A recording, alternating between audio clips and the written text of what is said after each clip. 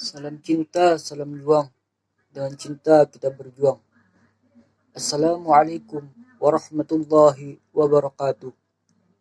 Bismillahirrahmanirrahim. Alhamdulillahi rabbil alamin. Wassalatu wassalamu ala asrafil anbiya wal mursalin. Sayyidina wa maulana Muhammadin wa ala alihi wa sahbihi ajma'in. Amma ba'. Yang pertama-tama dan yang lebih utama, marilah kita panjatkan puji syukur kita kepada Allah Subhanahu wa taala yang mana telah memberikan sebaik-baik nikmat, yaitu nikmat iman dan nikmat Islam. Dan tak lupa juga salawat serta salam atas junjungan kita Nabi besar Sayyidina wa Maulana Muhammadin sallallahu alaihi wasallam, dan atas keluarga beliau, sahabat beliau, dan pengikut beliau hingga akhir zaman.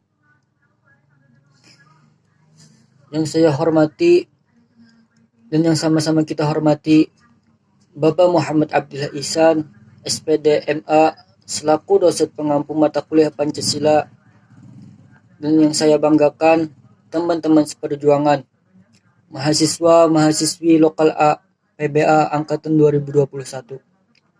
Dan saya juga ucapkan terima kasih banyak kepada moderator yang mana telah memberikan kesempatan kepada kami untuk mempresentasikan makalah kami pada hari ini yang berjudul Pancasila sebagai suatu sistem filsafat, yang mana pembahasannya yaitu 1. Apa pengertian filsafat? 2. Bagaimana Pancasila sebagai suatu sistem filsafat? 3. Apa makna sila-sila dan tantangan Pancasila dalam filsafat? Pancasila sebagai sistem filsafat merupakan bahan renungan yang menggugah kesadaran para pendiri negara, termasuk Soekarno-Hatta ketika menggagas ide filosofis Gonslek.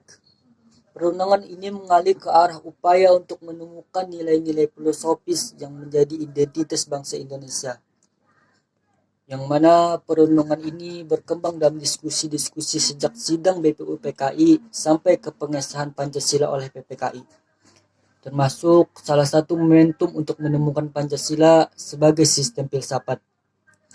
Kendati pun demikian, sistem filsafat itu sendiri merupakan suatu proses yang berlangsung secara kontinu, sehingga perenungan awal yang dicetuskan para pendiri negara merupakan bahan baku yang dapat dan akan terus merangsang pemikiran para pemikir berikutnya. Bismillahirrahmanirrahim. Di sini saya akan menjelaskan apa itu filsafat. Filsafat berasal dari bahasa Yunani kuno, yaitu filosofia, dari akar kata philo berarti cinta dan sophia yang berarti kebijaksanaan atau hikmah. Jadi filsafat secara etimologi berarti love of wisdom atau cinta kepada kebijaksanaan atau kearifan. Bagi Socrates, filsafat ialah kajian mengenai alam semesta ini secara teori untuk mengenal diri sendiri. Sedangkan menurut Plato dan Aristoteles, filsafat adalah kajian mengenai hal-hal yang bersifat asasi dan abadi untuk mengharmonikan kepercayaan mistik atau agama dengan menggunakan akal pikiran. Banyak sekali definisi mengenai filsafat yang dapat ditemui dalam literatur. Filsafat dirumuskan sebagai ilmu yang mempersoalkan segala sesuatu dalam alam semesta ini secara keseluruhan, mendalam, dan sistematis untuk menemukan kebenaran yang hakiki. Jadi, filsafat bukan hanya sebagai suatu disiplin ilmu yang dapat dipelajari, tetapi juga sebagai pandangan hidup. Sebagai pandangan hidup, maka filsafat melekat pada diri seorang yang merupakan cerminan dari kepribadiannya. Filsafat adalah hasil pembuktian dan uraian dari keseluruhan upaya kita memikirkan dan menyelami masalah-masalah apapun juga dalam hubungannya dengan keseluruhan sarwa sekalian secara radikal, yaitu mulai dari dasarnya hingga konsekuensi-konsekuensi yang terakhir, dan menurut sistem. Artinya, dengan pembuktian yang dapat diterima oleh akal dan dengan susun-menyusun serta hubung-menghubung secara bertanggung jawab. Filsafat dapat dipandang sebagai usaha manusia untuk menangani pertanyaan-pertanyaan fundamental mengenai berbagai masalah yang dihadapi manusia secara bertanggung jawab. Filsafat berfungsi untuk menjawab pertanyaan itu dan memecahkan masalah-masalah yang dihadapi dalam kehidupan manusia. Usaha itu mempunyai dua arah, yaitu harus mengkritik jawaban-jawaban yang tidak memadai dan harus ikut mencari jawaban yang benar. Filsafat itu sukar dan abstrak, karena ia secara radikal dan sistematis berupaya mencari sebab-sebab yang paling mendasar atau paling akhir sejauh mampu dijangkau oleh akal manusia mengenai segala hal yang ada sebagai suatu keseluruhan. Dalam upaya yang radikal, itulah filsafat berbeda dengan ilmu-ilmu positif. Ilmu-ilmu positif mempersoalkan suatu masalah dan mencari apa sebabnya. Jawaban terhadap masalah-masalah pada ilmu positif selalu menimbulkan masalah baru. Sedangkan filsafat secara radikal langsung mencari sebab terakhir. Filsafat menyerupai teologi, tetapi filsafat berbeda dengan teologi karena filsafat hanya mendasarkan diri pada pembuktian yang dapat diterima akal manusia dan tidak mendasarkan diri pada kekuasaan baik tradisi maupun wahyu. Sekian dari saya, dilanjutkan dengan teman-teman yang lain. Oke, masuk kepada pembahasan selanjutnya, yaitu tentang Pancasila sebagai suatu sistem filsafat. Sistem dapat diartikan sebagai suatu keseluruhan yang terdiri dari berbagai macam yang membentuk satu kesatuan yang utuh. Tiap-tiap bagian merupakan tata rakit yang teratur, dan tata rakit itu sesuai selaras dengan tata rakit keseluruhan. Sebuah sistem memiliki 5 persyaratan yang harus dipenuhi, yaitu 1. Merupakan satu kesatuan utuh dari unsur-unsurnya. 2. Bersifat konsisten dan koheren, tidak mengandung kontradiktif. Ketiga, ada hubungan antara bagian satu dan bagian lainnya. Keempat, ada keseimbangan dalam kerjasama. Yang kelima, semuanya mengabdi pada tujuan yang satu, yaitu tujuan bersama. Filsafat ilmu adalah segenap pemikiran reflektif terhadap persoalan mengenai segala hal yang menyangkut landasan ilmu maupun hubungan ilmu dengan segala segi dari kehidupan umat manusia. Filsafat ilmu merupakan satu bidang pengetahuan campuran yang eksistensi dan pemekarannya bergantung pada hubungan timbal balik dan saling berpengaruh antara filsafat dan ilmu. Filsafat sebagai sumber pengetahuan juga memiliki keterkaitan dengan Pancasila, dan Pancasila sebagai pandangan hidup way of life yang harus dipelajari oleh bangsa Indonesia, maka sudah sepatutnya juga dikembangkan oleh disiplin filsafat ilmu yang secara ilmiah mempunyai nilai-nilai muatan positif dalam membentuk watak dan karakter bangsa Indonesia. Pancasila sebagai suatu sistem filsafat, maka pendekatannya memakai beberapa macam ilmu filsafat, yaitu 1. Ontologi. Ontologi adalah cabang filsafat yang membahas tentang ada.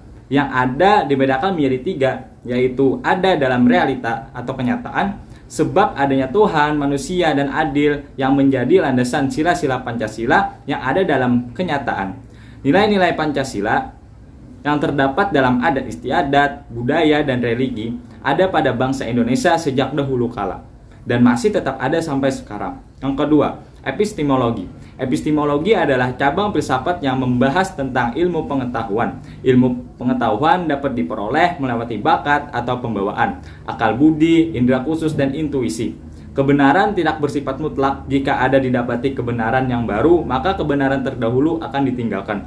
Teori-teori yang berkembang dalam filsafat epistemologi antara lain: teori kebenaran koherensi, dianggap benar apabila didapati runtutan antara data dan fakta. Teori kebenaran koresponden, dianggap benar jika antara data dan fakta cocok.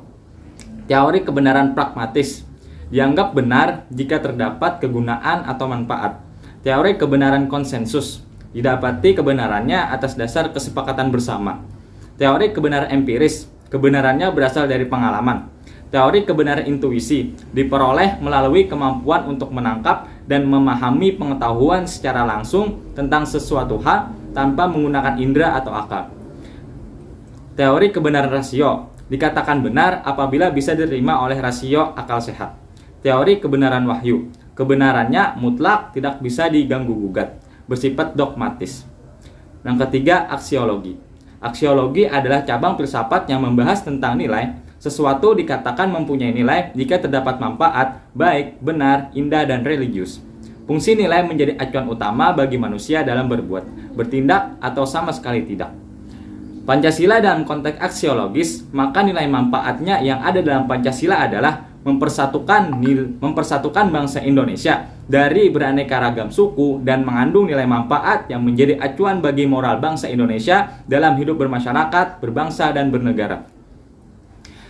Noto Nagoro membagi nilai aksiologi ini menjadi 3, yaitu 1. Nilai material, segala yang berguna bagi kehidupan jasmani manusia. 2. Nilai vital, segala sesuatu yang berguna untuk manusia dalam mengadakan aktivitas. Ketiga, nilai kerohanian, segala sesuatu yang berkaitan dengan kerohanian. Yang keempat, filsafat manusia antropologi. Konteks antropologis membahas tentang hakikat manusia.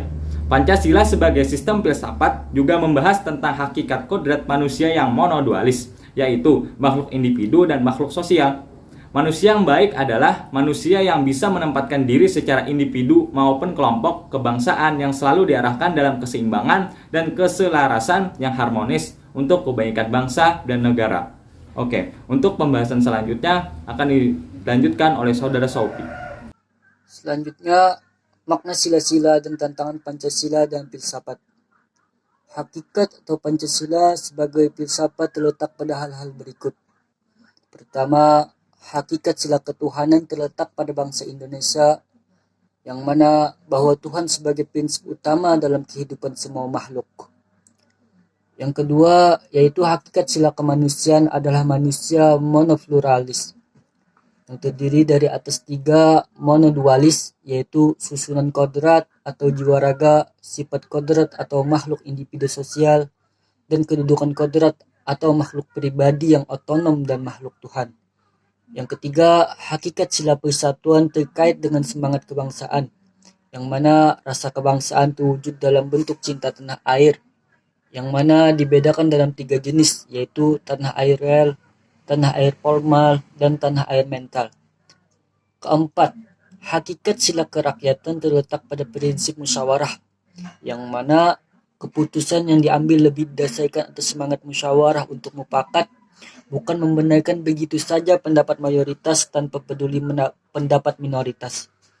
Dan yang kelima, hakikat sila keadilan terwujud dalam 3 aspek, yaitu keadilan distributif, legal, dan komutatif. Yang mana keadilan distributif ialah keadilan bersifat membagi dari negara kepada warga negara. Keadilan legal adalah kewajiban warga negara terhadap negara atau dinamakan keadilan bertaat. Dan keadilan komutatif ialah keadilan antar sesama warga negara. Tantangan terhadap Pancasila sebagai sistem filsafat muncul dalam kapitalisme dan komunisme, yang mana tantangan kapitalisme terhadap Pancasila sebagai sistem filsafat ialah meletakkan kebebasan individual secara berlebihan sehingga dapat menimbulkan berbagai dampak negatif seperti monopoli, gaya hidup konsumerisme, dan lain-lain.